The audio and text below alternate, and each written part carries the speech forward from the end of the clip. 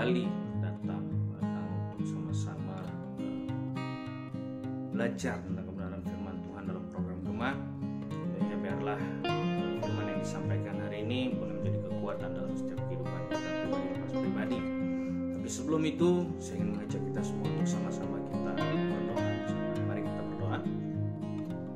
Bapa, kami sungguh bersyukur buat kasih setia dan kebaikan-Mu dalam hidup kami. Kami bersyukur buat anugerah yang sudah diberikan dalam setiap kehidupan kami. Kalau sampai saat ini kami masih boleh membuka mata kami, kami masih boleh menikmati hari ini Bapa. Sehingga saat ini Bapa, kami ingin sama-sama belajar tentang kebenaran firman-Mu. Biarlah pengurapan Tuhan memenuhi setiap kehidupan kami. Biarlah urapan Tuhan memenuhi setiap hati dan pikiran kami Bapa, sehingga firman yang Tuhan sampaikan ini semuanya untuk hormat kemuliaan bagi nama-Mu dan menjadi kekuatan yang baru dalam setiap kehidupan kami. Ajar kami untuk terus belajar tentang kebenaran firman-Mu, semakin hari semakin dalam dan semakin menyenangkan hati-Mu ya Bapa. Bersyukur, hamba serahkan semuanya ke dalam tangan pengasihan-Mu. Hamba yang penuh dengan kekurangan, Tuhan urapi dengan urapan yang baru. Dan apapun yang Kau sampaikan melalui Bibel dan Bapa.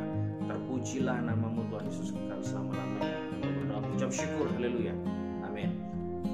Bapak Ibu Saudara yang terkasih di dalam Tuhan Yesus Kristus, kita akan sama-sama belajar tentang kebenaran firman Tuhan yang melanjutkan ya dari Hakim-Hakim pasal yang ke-13. Ketika kita melihat Hakim-Hakim pasal 13, Hakim-Hakim pasal 13 ini sudah berbicara tentang hakim yang baru ya.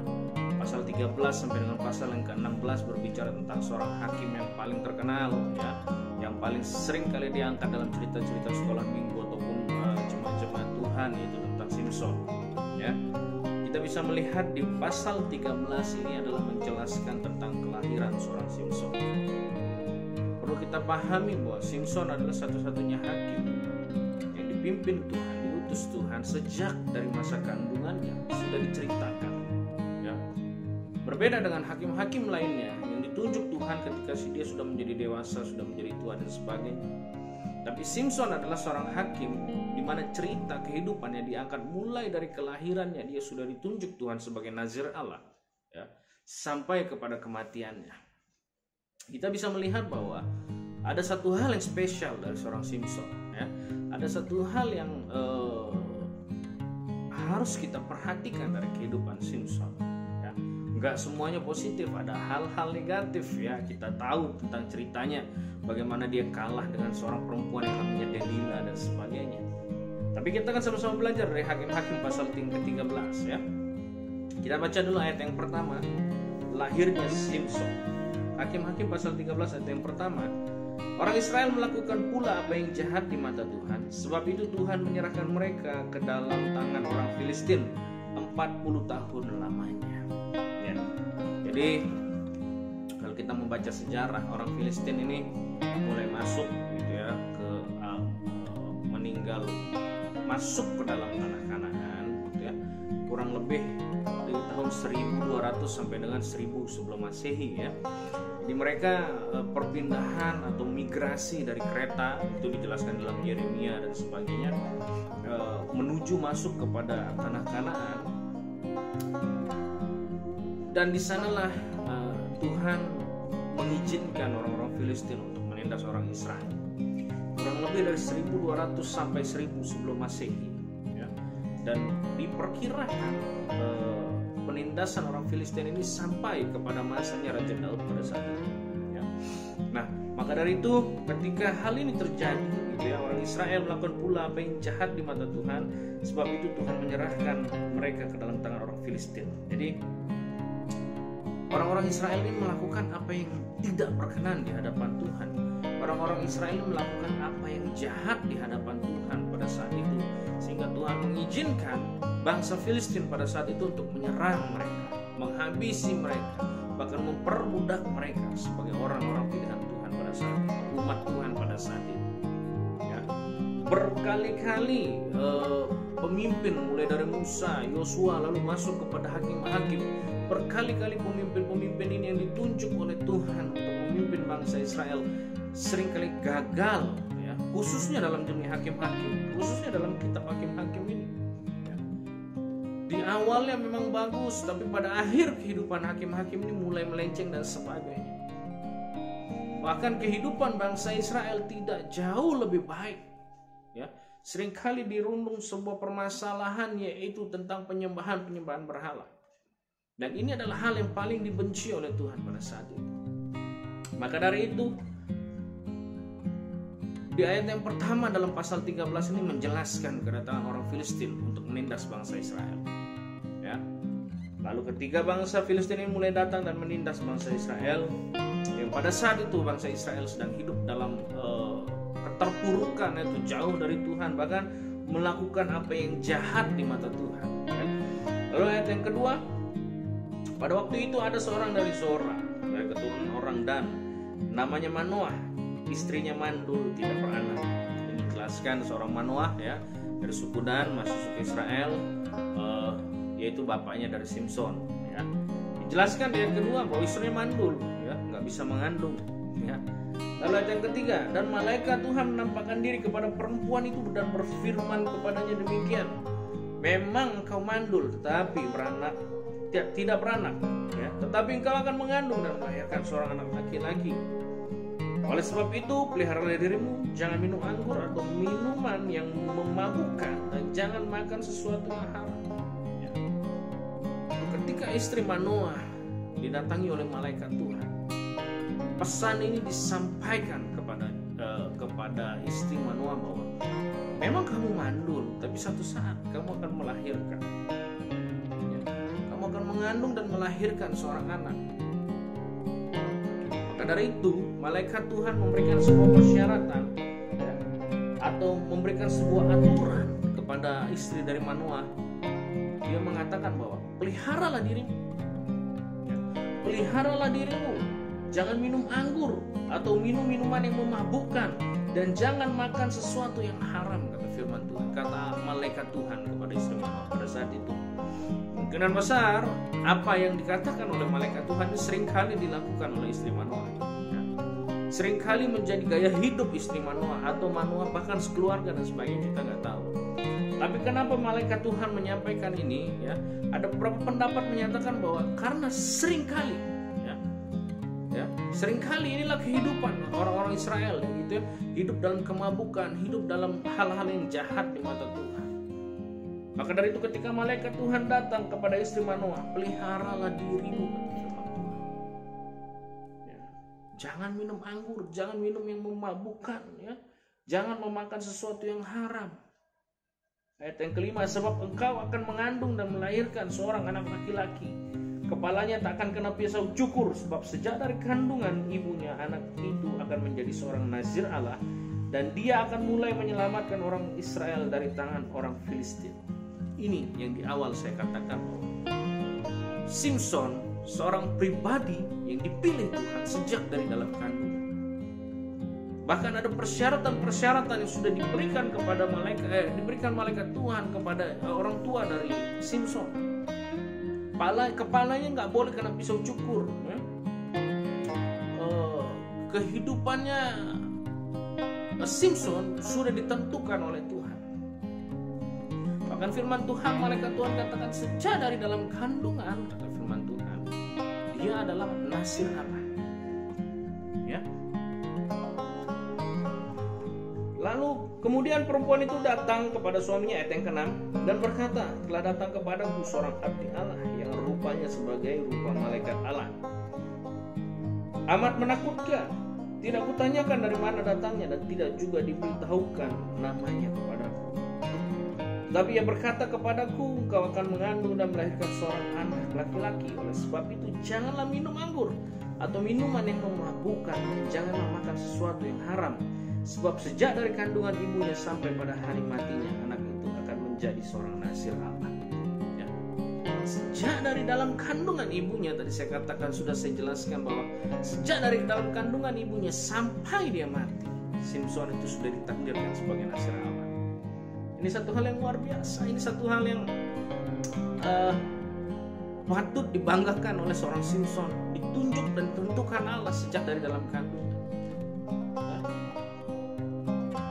Lalu di ayat yang ke-8, Manoah atau ayah dari Simpson memohon pada Tuhan. Mungkin kurang percaya atau gimana dengan perkataan istrinya gitu ya. Lalu atau karena kepercayaan dia terhadap istrinya, lalu Manoah katakan, Tuhan kalau boleh kami bertemu, ya, kami mau bertanya namanya siapa, kita mau bertanya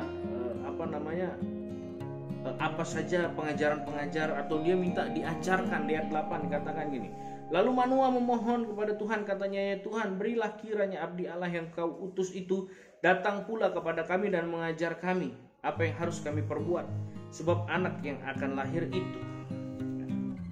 Karena Simpson sudah ditentukan sebagai nasir Allah oleh Allah sejak dari dalam kandungan sampai matinya dia, maka Manoah sebagai orang tua memiliki tanggung jawab yang besar. Maka dari itu Manoah dan istrinya berdoa dan memohon kepada Tuhan, minta Tuhan ajari kami bagaimana cara kami mengajar Simpson, bagaimana kami cara mengajar anak yang akan lahir yang kau tentukan sebagai nasir Allah itu. Permintaan dari Manoah.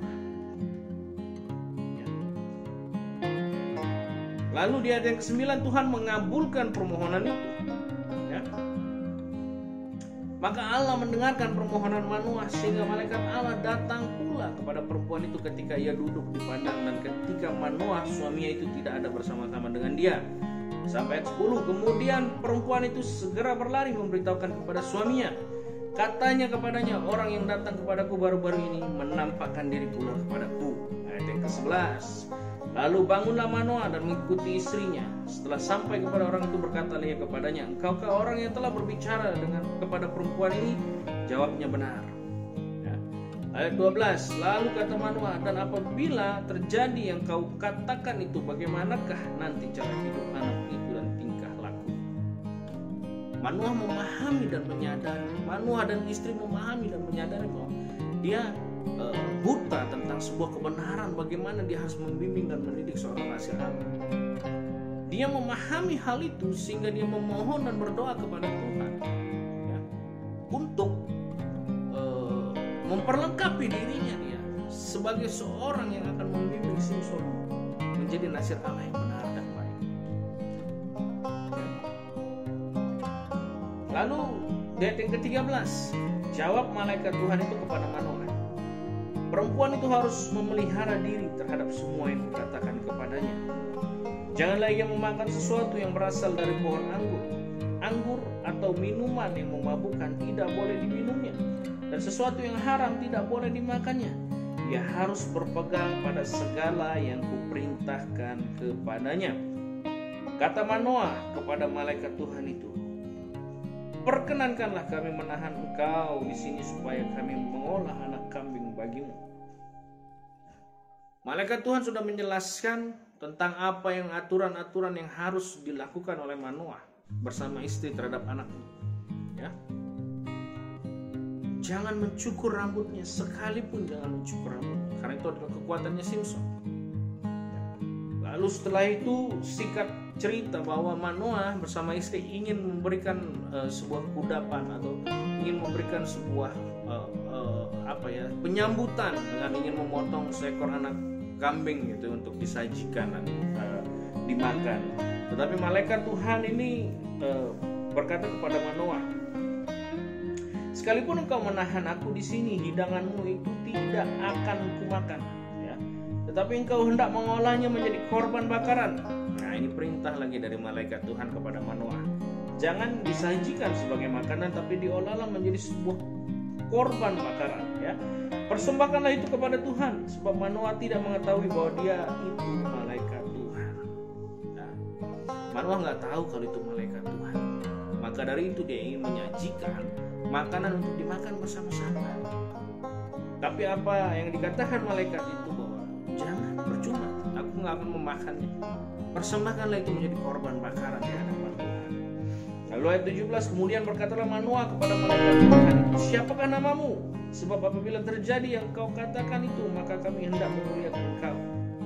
Tapi jawab malaikat Tuhan itu kepadanya, mengapa kau juga menanyakan namaku? Bukankah nama itu ajaib? Ya. Ada satu hal yang penting yang kita harus lihat di sini, bahwa seorang malaikat Tuhan memahami porsinya dia sebagai seorang malaikat. Ketika Manoah bertanya kepada malaikat Tuhan, siapa namanya? Apa nama? Ya. Karena dari perkataan Manoah di ayat 17 bahwa ketika malaikat itu mungkin nanti menyampaikan namanya, maka dia akan mengagungkan malaikat itu. Ya. Nama malaikat itu yang akan diagungkan, bukan Tuhan. Ya. Maka dari itu malaikat katakan, buat apa nama? Nggak perlu nama, gitu ya. Bukankah nama itu ajaib? Ayat 19. Sesudah itu Manoah mengambil seekor anak kambing dan korban sajian, lalu mempersembahkannya kepada Tuhan di atas batu. Lalu diperbuatnya keajaiban, sementara Manoah dan istrinya memandanginya. Lalu pada akhirnya Manoah bersama istri mempersembahkan korban bakaran, korban sajian di hadapan Tuhan, sambil Manoah dan istrinya melihat. Lalu di ayat yang ke-20, sedang nyala api itu naik ke langit dari mezbah, maka naiklah malaikat Tuhan dalam nyala api mezbah itu. Ketika Manoah dan istrinya melihat hal itu, sujudlah mereka dengan mukanya sampai ke tanah. Ya, ini di zaman dulu, ya, di zaman bangsa Israel, ya, ketika dia melihat ketika ada malaikat Tuhan atau Tuhan muncul, setiap manusia tidak ada yang mampu melihat. Dia harus menunduk sampai ke tanah, menyembah sampai ke tanah, mukanya sampai ke tanah. Ya. Kalau enggak, diceritakan bahwa akan mati semua. Ya. Karena kita manusia, tangan kita, kaki kita, mulut kita, mata kita, semuanya berdosa dan kita tidak bisa melihat kemuliaan Allah itu. Kita akan buta, kita akan sakit, bahkan kita mungkin bisa mati dan sebagainya. Kenapa saya katakan itu? Karena Manoah di ayat yang ayat 21 sampai dengan ayat yang ke-22, ya. Sejak itu malaikat Tuhan tidak lagi menampakkan diri kepada Manoah dan istrinya. Maka tahulah Manoah bahwa dia itu malaikat Tuhan. Berkatalah Manoah kepada istrinya, kita pasti mati sebab kita telah melihat Allah. Ini sudah menjelaskan bahwa firman Tuhan dari turun-temurun sudah dijelaskan dari zaman Musa, Yosua dan sebagainya sampai ke zaman Simpson, disampaikan kepada umat-umat pilihan Allah. Maka Manoah pun memegang ini dan mengatakan pasti kita akan mati karena kita telah melihat Allah. Lalu istrinya dengan bijak menyatakan bahwa, tetapi jawab istrinya kepadanya, seandainya Tuhan hendak membunuh kita, maka tidaklah ia menerima korban bakaran dan korban sajian dari tangan kita.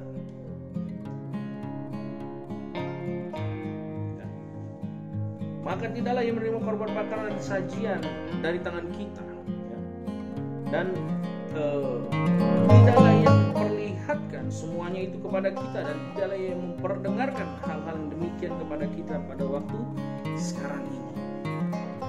Bijaksana, gak mungkin Tuhan mengasih sebuah rencana yang besar akan melahirkan seorang anak kalau kita pada akhirnya dihukum mati karena melihat Allah, ya. Lalu ayat 24, lalu perempuan itu melahirkan seorang anak laki-laki dan memberi nama Simson kepadanya. Anak itu menjadi besar dan Tuhan memberkati dia. Mulailah hatinya digerakkan oleh roh Tuhan di Manahe dan yang terletak di antara Zora dan Estaol. Itulah kisah dari seorang Simson, ya. Bukan Simson yang diceritakan dalam Kekeh-Kekeh pasal 13, tapi poin intinya adalah seorang yang bernama Simson, Nazir Allah, yang dipilih Allah sejak dari dalam kandungan sampai matinya sudah ditentukan dalam kehidupan Allah sebagai Nazir Allah, ya. Maka dari itu Manoah bersama istrinya dipakai Tuhan untuk membimbing Simson, menjadikan Simson seorang Nazir Allah yang baik. Tapi Manoah dan istrinya memiliki sebuah kesadaran diri. Dia nggak tahu bagaimana cara mendidik anak dengan baik, maka dia memohon permohonan daripada Tuhan, ya, untuk membimbing dia, bagaimana mengajari dia, bagaimana dia harus membimbing Simson untuk menjadi Nazir Allah. Ya. Maka dari itu, ketika apapun yang dilakukan oleh Manoah bersama istri, ya, dia memohon kepada Tuhan, dia berdoa kepada Tuhan, bahkan dia mempersembahkan korban bakaran, korban persembahan kepada Tuhan. Semuanya layak dan berkenan di hadapan Tuhan. Bahkan malaikat Tuhan naik ke atas melalui korban bakaran itu. Bahkan dalam ketakutan, dia akan mati karena melihat Allah. Diteguhkan oleh istrinya, bahwa mungkin kita mati kalau melihat Allah, ya, karena Allah memberikan kita sesuatu hal yang besar untuk kita kerjakan, untuk masa depan. Bapak Ibu Saudara yang terkasih dalam Tuhan Yesus Kristus, kita sebagai orang tua semua perlu membutuhkan bimbingan daripada Tuhan. Ya, kita bukan manusia sempurna, kita bukan orang tua yang sempurna, kita perlu kekurangan. Tapi ingat, anak-anak yang dipercayakan Tuhan kepada kita di masa depan nanti, mungkin saja dia menjadi seseorang seperti Simpson yang berguna bagi bangsanya, ya, yang mau dipakai Tuhan untuk memberkati bangsanya dan sebagainya. Kita nggak ada yang tahu. Tapi satu hal yang perlu kita kerjakan dan kita lakukan adalah kita membimbing mereka takut akan Tuhan, membimbing mereka dan mengajari mereka bagaimana mereka bisa memahami apa yang menjadi rancangan Tuhan dalam setiap kehidupan. Demikian juga kita sebagai orang tua atau calon-calon orang tua ke depannya, ya, kita harus bisa mengatur kehidupan kita supaya kita bisa membimbing anak-anak kita. Kita perlu Tuhan, kita perlu bimbingan dari Bapa kita yang di surga untuk menguatkan kita, memberikan kita sebuah kesadaran bahwa kita perlu Tuhan, ya. Kita butuh Tuhan dalam segala hal, ya. Maka dari itu Bapak Ibu Saudara yang terkasih dalam Tuhan Yesus Kristus, bila firman hari ini boleh meneguhkan kita. Simpson sejak dari kandungan sampai matinya dia sudah ditentukan menjadi nasir Allah. Maka kita orang-orang yang percaya kepada Tuhan pun, ya, memiliki sebuah tanggung jawab. Anak-anak kita, ya, sudah ditentukan Tuhan dari awal kelahirannya sampai dengan kematiannya, sudah ada rencana Tuhan dalam kehidupan anak-anak kita. Maka dari itu tugas kita sebagai orang tua, arahkan mereka untuk mereka menemukan apa yang menjadi rencana Tuhan dalam hidup mereka. Tuhan Yesus memberkati kita semua. Mari kita berdoa. Sungguh kami bersyukur buat kasih setiamu Bapa dalam hidup ini, atas kebaikanmu, atas cinta kasihmu dalam hidup kami. Yang bersyukur buat firman ini yang terus mengajarkan kami, terus menguatkan kami. Biarlah kami sebagai orang yang percaya kepada Tuhan boleh terus hidup takut akan Tuhan, hidup takut menyenangkan hati Tuhan Bapa. Biarlah apapun yang kami kerjakan dalam setiap kehidupan kami semuanya layak dan berkenan di hadapan-Mu ya Bapa. Tolong kami, pimpin hidup kami, sertai kami ya Bapa.